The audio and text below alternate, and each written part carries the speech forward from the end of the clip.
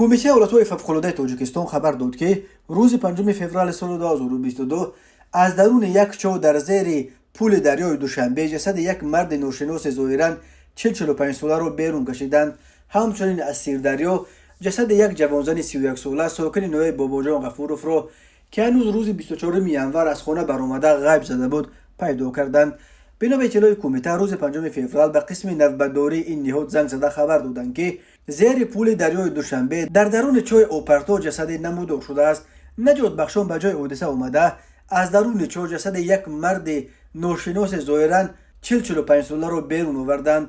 در خبر گفته می شود که جسد را برای تشخیص به مقامات ملی سپردند و باید اکنون تفتیشات شخصیت این مرد و سبب‌های مرگش را معین کند. همچنین همین روز یکشنبه 5 فوریه سال 2023 نجات بخشان ریاست حالت‌های فوق‌العاده ولایت سوغد جسد یک زن را از سیردریا بیرون آوردند. بنا به اطلاع کمیته حالت‌های فوق‌العاده صبح 5 فوریه ساعت 08:53 دقیقه یک ساکن نوعه باباجان غفوروف به ریاست ولایت زنگ زده خبر داده است که در سیردریا در بین قمیشزار یک جسد را پیدا کردند.